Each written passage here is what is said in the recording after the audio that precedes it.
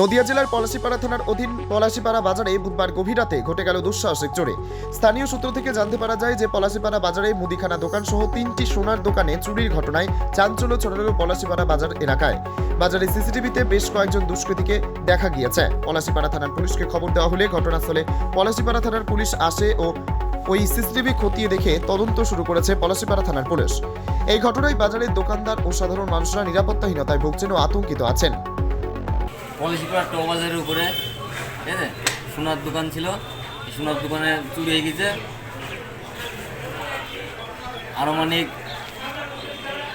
70 থেকে 80 গ্রাম সোনা ছিল, ঠিক আছে। 8 থেকে 9 লাখ টাকা দাম।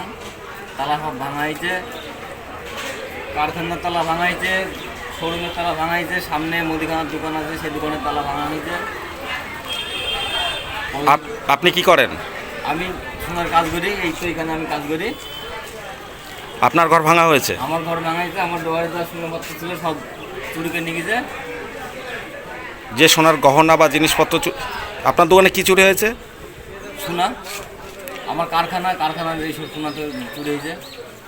কত গ্রাম মোটামুটি? মোটামুটি 80 থেকে 90 গ্রাম অনুমানিক, মানে এখনো হিসাবপত্র না করা পর্যন্ত বলতে পারবো না। বাজার মূল্য কত হতে পারে? বাজার মূল্য মোটামুটি 9 লাখ ধরুন। পুলিশ এসেছিল, দেখে গেল।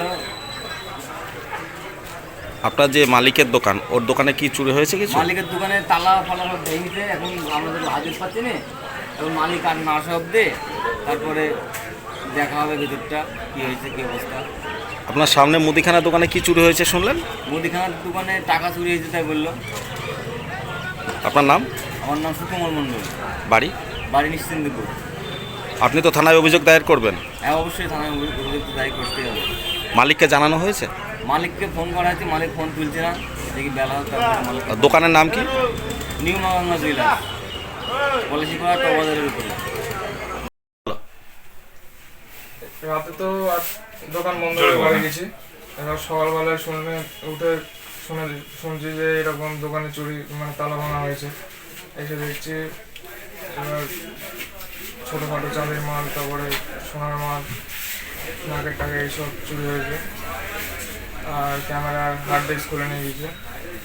আর শুনছি কিনা সামনের, মানে এই আমার সামনের দোকান, সেখানেও কিছু চুরি হয়েছে। ওই বাজারে সব কিছু চুরি হয়েছে। আনুমানিক কত টাকার জিনিস চুরি হয়েছে? 2 লাখ মতন। দোকানটা কোথায়? দোকানটা হলো Palashipara bus stand, diamond plaza, Rupali jewellers. থানা থেকে পুলিশ এসেছিলেন? থানা থেকে এসেছিলেন।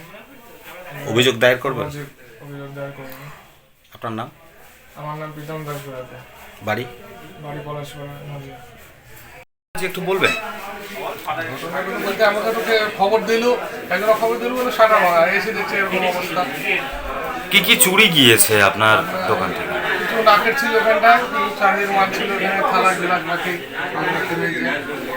যে ব্যাংকে গিয়েছি কেস ছিল সেটা চলে গেছে। আনুমানিক কত টাকার লোকসান হলো আপনার? 4 থেকে 5 লাখ টাকা এরকম হবে। আপনার নাম? ষষ্ঠী সরকার।